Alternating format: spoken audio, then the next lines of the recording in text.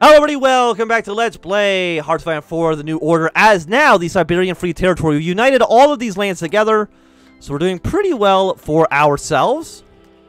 Of course, there is still some resistance occupation, but what can you do about that right now? I'm trying to integrate you. Can I not integrate this region down here? Maybe not. I don't know, because I don't think we have any choice to do it. In about 50 days, these two areas over here will be, next, we have to control all the far eastern states. We gain 20% stability. Will be known as the Free Territory, but probably just like, I mean, honestly, why we changed our name. So after the 1st of January 1969, we can prepare for war. It's currently 1964, so we have a few years until this option becomes available to us. But we'll kind of see what our plans are, because once we've relied on people's justice, we will find freedom, which gives us 10% stability.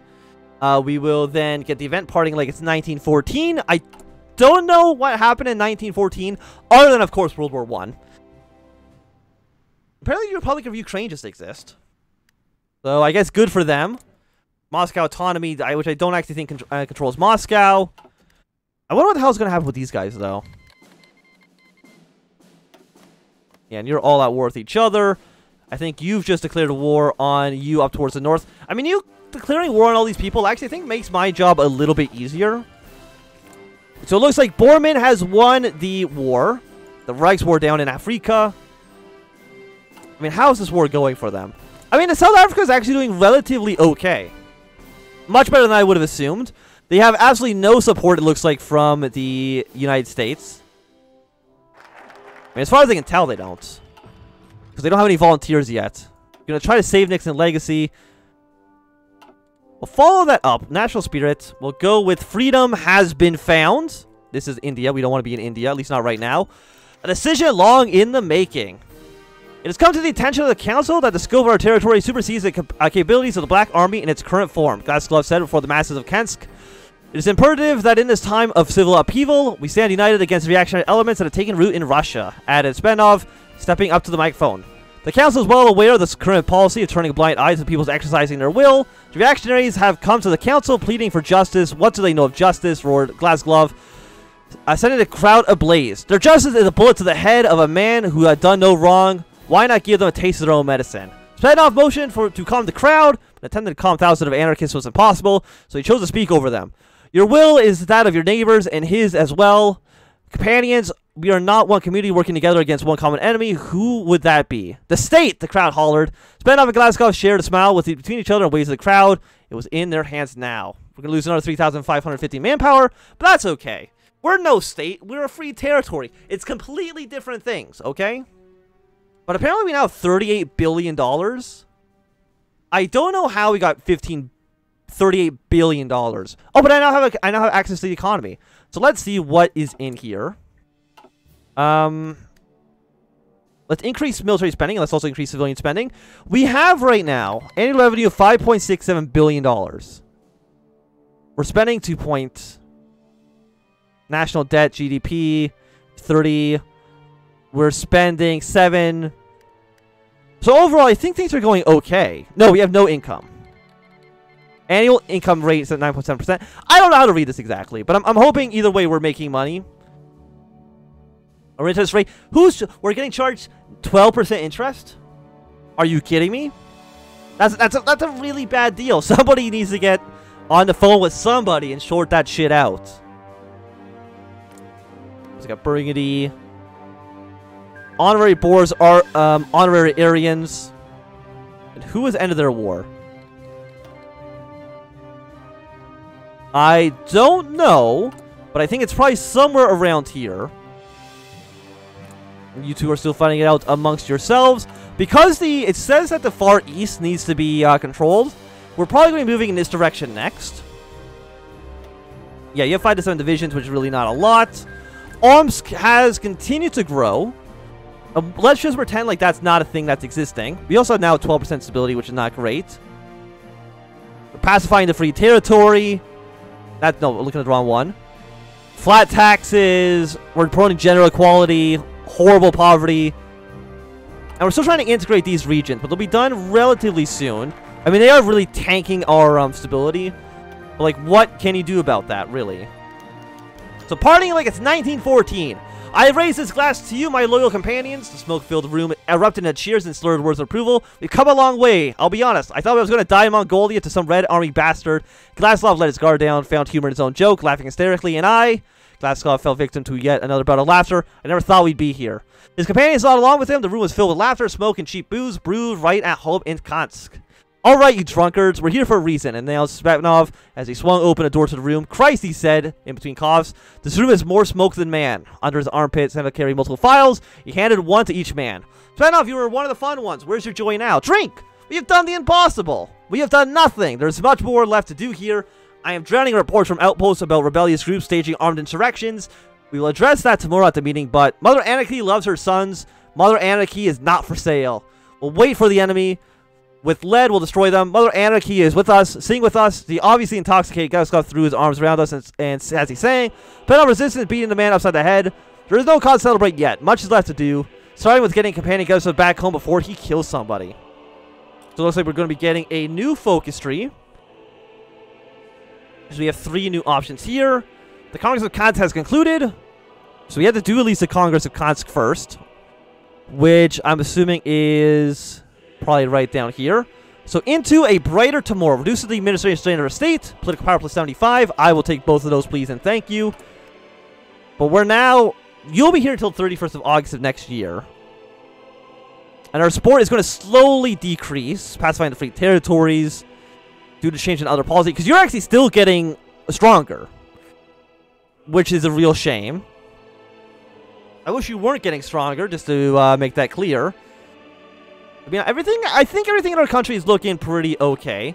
We now have 56 planes. We might even want to need to upgrade our airport sooner rather than later. So when do we develop the free territory, GDP growth, the Guardians of the Revolution, and looking outwards? Solidarity with the world. We'll have different effects depending on our policy. Well, we need to declare more wars. I think that much is obvious. Do I have enough aluminum for the U? Yes, I do. Keep on making more aircraft. Because we're making them, I think, at a pretty decent rate. We have 10,000 rifles. With 275,000 manpower, I think we do want to train a handful more units. You're going to be, like, a little bit weaker, but that's... No. What I want to do, then, is cancel. You right here, if I throw just regular infantry into you, get you up to be a 20 combat with unit. Infantry equipment will have more than enough. Anti-tank equipment will have more than enough. And we should have more than enough manpower. So save that. We have 8 of you. Well, 7 of you. You are 12 combat with. Throw in infantry. What about like some elite infantry as well? Anti-tank will have enough. We won't have enough support equipment. So we'll save this for now. Control over Central Europe. What if I actually change you to be like a regular infantry then instead? Yes, okay. We'll save that actually like this instead. I mean, you're going to lose some strength, but being 20 combat with instead of 10 is a game changer because you're going to be basically twice as strong as you used to be. I don't know how much more manpower that's going to take from us. Let me just take a quick gander here. It's going to be another 50... Yeah, 53,000 manpower. Well, we have more than enough actually to satisfy that requirement. After that, we will train up a handful more of you, but we're just going to have you deploy here. And you're not more important than... Not more important than our troops are actually on the field. Cost us $20,000. Let's reduce the administration strain a little bit here. Yeah, so it's not no longer negative 35. It's negative 28. So things are improving. We'll probably need more rifles, I think. Rifles and anti-tank equipment and a little bit of support equipment. So basically all the basic infantry stuff. You know what? No, don't train any of these guys, actually. Have these do what they do. You can hang out here for now. We do have 51 factories, which I would say is pretty good. We also have 3 military factories. More rifles, and follow that up with more anti-tank. Seems like a good choice for us. And with 76 political power, I've also noticed that we don't have the little thing with worker We can power worker organizations. Political power gain goes up. Civilian factory use adds $180 million. I don't need a... monthly population plus 50%. What do I want to do from that? Because you're regional development. You're a different list. Stability goes up. Adds 50 million to national debt. Kind of okay with that. Weekly manpower plus 1,000. No, we don't need the manpower. We don't need you. Political power gain. You know what? I'm going to go with you as well. Because our political power gain right now is not great. We do have... I mean, we have so much money in savings. I don't know why I can't just... Year liquid deserves to be above 0 in order to use any money. Is $38 billion... Oh, no, that's our GDP, not how much money I have on hand. Never mind. We have no other income. 4% debt, national debt. I mean, I think we're fine in terms of everything. You're still worth like 2 different peoples. I'm surprised you haven't won any of your wars yet. Anarchist Siberia has defeated the Pacific Fleet in a war. Okay, congratulations to you. You are now a little bit larger, which scares me, but let's not think about it too much. I mean, should you scare me? You only have 7 divisions, and I have 18. I can easily fight much longer than anybody else. And if you're going to fight amongst each other, I think that is completely okay. So we need to do everything until we can get this done. Despotism goes up. Faith in the newly integrated. More war support, strike a balance. I do like reducing the strain on us. That is nice. Cost $20 million. And I think we will extend the communication system. It's going to give us a lot more infrastructure. To unite anarchy. Mikhail sat back in his chair, tired after a long day of reading reports and negotiating with local community leaders. After 20 years as a leader and general in the Black Army, if he had learned one thing, it was that administrating a territory was always harder than conquering it. One might think that allowing the communes their own rights and shifting the duties to governance onto them would make things easier, but that's never seen to be the case. Mikhail found his office always filled with sound of fierce arguments as he clashed with commune leaders endlessly about how much material he needed as he could provide them and how many men he needed for their communes. It was a constant tug of war between him and the communes he'd been assigned to protect. On his desk lay a series of maps and files pertaining to some recently conquered territory that he had been assigned to administrate. Mikhail sighed as he sat up in his seat, picking up the map outlining a new territory. Building communes from the ground up was never easy. Integrating them into the greater whole of free territory was even harder. The task would necessitate yards of paperwork, and worse yet, he would have yet another communal leader to squabble with. On the flip side, the region was full of insurgents hoping to separate from the free territory. He could simply put the region under martial law and directly administer the new territory. He could establish a commune's election later, and in the meantime, it would certainly make his job easier. Mikhail rubbed his eyes and pondered what to do. Too many decisions. Strike a balance of power. So, manpower goes down by 1,500. So, your 5% stability, your 2.5% war support. I mean, our war support is actually doing okay, all things considered. And, of course, we're going to switch our rifles over to the AK-47. Followed up by the 1960 soft attack upgrade for these units. And the Aryan Brotherhood is getting quite powerful. Same with Omsk as well. They do both worry me, but I'm hoping that maybe things will not be so bad. What do you do, though? Not unifying Siberia by diplomacy. Well, we're probably not going to be doing that. The Black Army right now is pretty powerful. So, the General Assembly. Let's... Division speed. Just party support. You know what? Expand the volunteer programs. Oh, there's now so many communes. Oh, God. What have I done? So, I probably just need a majority. There's 7 opposing us. $1 million. Congratulations to you. 750 manpower is not a lot. Support equipment, I think we're fine. So 5 out of 4. So it looks like we do have our majority for getting the manpower we need, as well as our population support. I don't like how it's going to take us 7 days to vote on this. I wish that we could have done a little bit faster. And yeah, we don't need to convince any of those other people. We've done all we have to. Well, we're getting debt at a staggering rate. Who am I paying money to?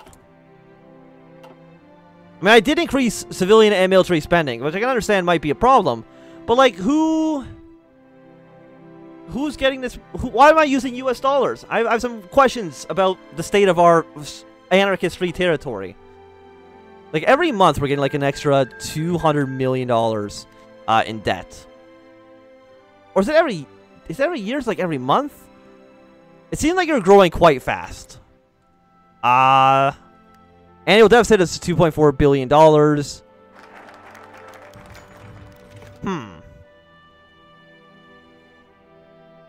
National debt. GDP is 38 billion USD.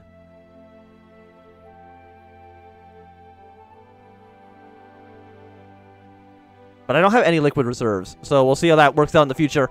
The Hotline Anarchy. It's been 3 weeks since the trucks had started passing through their small town. Vadim had noticed the men coming through the town first one day as he was playing in the field, coming and speaking with our local council. After a while, a few men came with measuring devices and some sort of planner. He had learned to be suspicious of such government men whenever they came. It only meant trouble in the past. Vadim shuddered as he remembered back in those days when Papa had been sent off to fight. Such men were easy to spot. In a village of only 500, most everyone knew everyone. Yet these men didn't look like the other ones. They wore blue coveralls instead of the green military coats, and they didn't seem interested in taking anybody away. In fact, they seemed interested in putting these big wooden poles connected by long black cables. Vadim was perplexed. Stranger yet, on his way home, he saw more men in blue coveralls putting up this big blue box in the middle of town, and the entire town surrounding them as they tried to connect the black cables to the big box. Every scene to watch in anticipation of something, but what it was, Vadim knew not. All of a sudden, the click was heard as the cable connected to the box. Everyone watched as bated breath as one of the men in blue coveralls picked up the phone. With just 2 words. It was if he had set up a firecracker in the crowd. The townsfolk cheered and hugged each other, and Vadim looked out, confused at the meaning of the words. He twisted them around his mouth and repeated them as if to gain a better understanding. Hello, operator. So we have now invented telephones. We're still very much broke. But we'll just not worry about that. Let's cash down social injustice. 25 days. I don't know why these focuses are like 4 days longer than they used to be. Is there anything here that gives me money? Power the communes. Regional development. Do any of you give me money? To national debt, national debt. Have you tried not? Poverty relief, $200 million in national debt. Have you tried not being in debt, though? Hire foreign structures. Encourage returning expats. Weekly manpower by 1,000. Yeah, we have 217,000. Like, that's not really what we care about too much. We now have 4.8 thousand rifles once again. So we're doing pretty well on the military front. I wouldn't even mind going up to a full 24 stack. Because right now, anti-tank... I'm going to duplicate you. I mean, do you use anti-tank? Yeah, the regular infantry use anti-tank.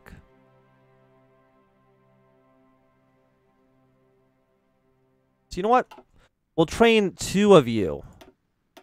Put them here. And that's it. Just 2? Just 2 more. 2 out. Put us up to 20, which I think is an okay number for us to be at.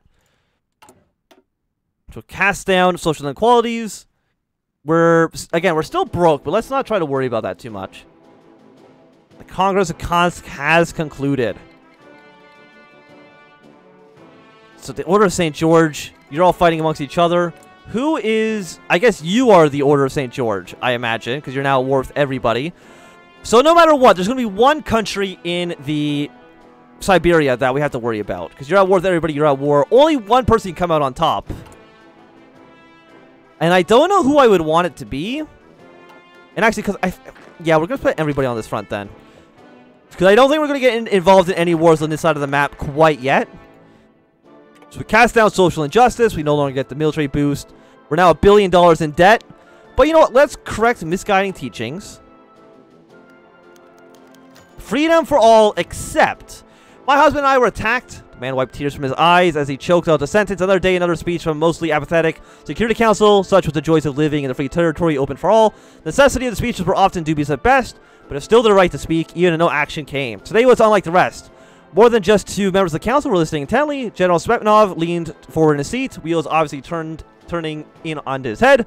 Your Glasgow similarity was listening intently, but he wasn't alone. We didn't even do anything. We were just walking to the grocer, and he stopped to look at something in the shop. Homer came out, and he was shouting. He called us evil and disgusting bastardization of the Lord's image. It was like just something dumb. The guy was selling flowers as well. He loves flowers.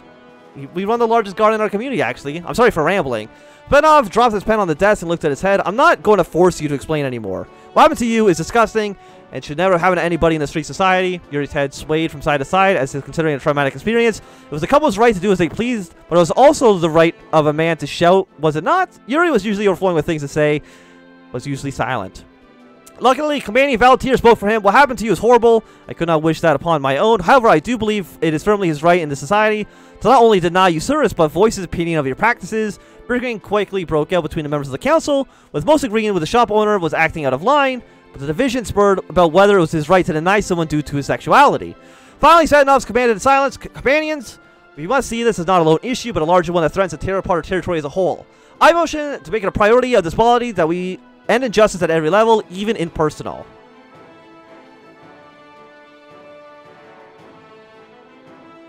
Okay, you know what? So, LGBT normalization will happen more rapidly. For 1965, you know what? Not bad. So I guess you're probably... Actually, maybe you're fighting some people over here. I don't know. But Siberia is doing some wacky stuff. I would like to go to war here, like, ASAP. That would be nice. We have, decent manpower right now. But we're actually losing core... Yeah, because our max is only 2.5%. We're actually going to be losing manpower very soon. Which is definitely not what we want. We want more soldiers, please. I would like more soldiers to guarantee us. I know that at that point you'd be like, why not just choose the Black Army then? But it's too late. I've already made up my mind. The Committee for Liberation of People is going to war on the Aryan Brotherhood. So you guys can fight it amongst yourselves. That seems fine. I mean, if everybody wants to kill everybody else, that's okay. I'm not going to complain about it too much. So, you're going to help the Hunter, which I think is helping out the British. But they have gone for a concerted democracy, so I'm assuming... Because the HMMLR did not win, but I'm assuming the war kind of forced them to liberalize a little bit. But I also think that's going to be a good time for us to end this episode. So thanks very much for watching. My name is Anthony. If you enjoyed, run a thumbs up. Not enjoy, click thumbs down. You want to subscribe, and goodbye.